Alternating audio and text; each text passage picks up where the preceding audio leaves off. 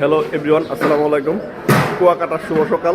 সাথে আছে রাজীব ভাই, আমাদের আরও কলিগ যারা আছে, জুয়েল ভাই সহ আরও ভাই বেড়াদার যারা আছে, তারা সবাই ঘুমের থেকে সকাল 6টা বাজে কুয়াকাটার সূর্য দেখছে।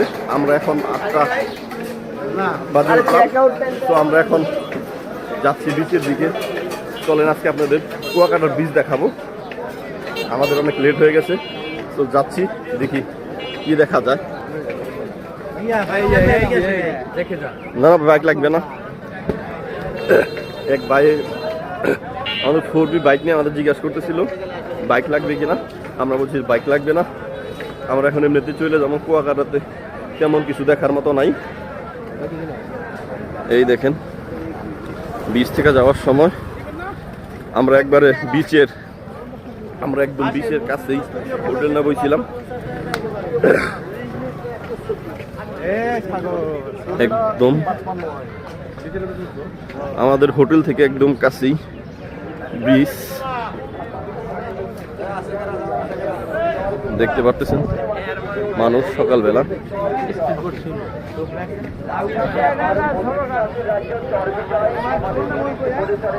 আমরা ছিলাম হোটেল তাজ কুয়াকাটাতে। না ভাই না, না ভাই লাগবে না। সবচাইতে মজার বিষয়, অনেক ভাই বেড়াদার তারা বাইক নিয়ে দাঁড়ায় আছে, বলতেছে বাইক দিয়ে দেয়, বাইক রাইড করেন হ্যান ত্যান। আমরা কালকে রাত্রে পুরাটা ঘুরে ফেলছি, আমাদের আর বাইক চালানো লাগবে না। আমরা এমনিতে প্রতিদিন বাইক চালাই। আমরা একটু হাঁটবো বিচের এই নরম নরম বালু বালু মাটিতে। তো সেটার ফিল নিব আমরা। আমরা বাইক নিয়ে ঘুরলে কী হবে, আমরা সবসময় তো বাইক নিয়ে ঘুরি থাকি, বাইক নিয়েই থাকি।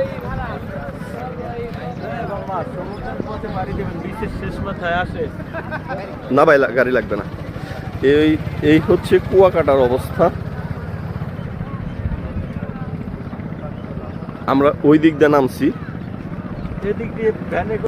অনেক ভাই বেড়াদার ভ্যান, তারপরে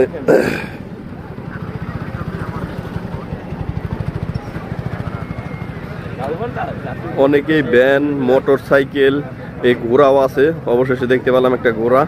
এগুলাই সবাই রাইড নিয়ে ঘুরে। ওই দিকে আর অনেক জায়গা আছে ঘোরার জন্য। আমাদের গাড়িও দাঁড়ায় আছে পার্কিং থেকে, অলরেডি রাস্তার মাঝখানে চলে আসছে আমাদের জন্য। আমরা সকালে উঠি নাই, দ্যাটস ওয়াই আমরা এখন একটু আসছি। পরে 5টা মিনিট সময় নিয়ে রাখছি আমরা গাড়িতে ওঠার জন্য। বলছি আমরা একটু বৃষ্টিটা দেখে আসি। কালকে রাতে ঘুরলাম, দিনে তো আর ঘুরতে পারলাম, দেখতে পারলাম না। তো এই কারণে আমাদের 5টা মিনিট সময় দিচ্ছে, আমরা একটু নিচ দিয়ে ঘুরে আসতেছি। এই হচ্ছে ঘোড়া। এই ঘোড়া তো রাইড করা পারবেন, ভ্যান আর মোটরসাইকেল তো আছেই। গাইস, আমরা যেটা এখন ওই বিচ পারে আইসা বুঝলাম, বিচ পারের ফিল এবং অস্থির ভিউ নেওয়ার জন্য আপনাদের মূলত আসতে হবে সকাল 6টা-15-র মধ্যে। আসলে আপনারা অরিজিনাল যে ভিউটা পাবেন। আর এখন তো আমরা 8টার পরে আসছি, এখন তো রোদ উঠে গেছে, দ্যাটস ওয়াই থাকা যাইতেছে না রোদের মধ্যে, আর অনেক গরমও লাগতেছে। আর এখন তো শীতের সিজন, আর শীতের মধ্যে এমনিতেই সবাই গরম কাপড় চোপড় পরে আসে। সো এই গরম কাপড় চোপড় পরে আসার পরে আর যে রোদটা উঠে গেছে, এখন টোটালি থাকা যাইতেছে না বিচ পারে। সো আমাদের গাড়িও দাঁড়ায় আছে, আপনাদের তো দেখাইলামই। এই দেখেন কি অবস্থা, এই যে কি সুন্দর, এই যে ঢেউ আসতেছে, এই যে সাউন্ডটা, সেই একটা ফিল পাওয়া যাচ্ছে। কাল রাতে যে ফিলটা নিয়েছিলাম ওইটা আরো বেশি ভালো লাগছিল।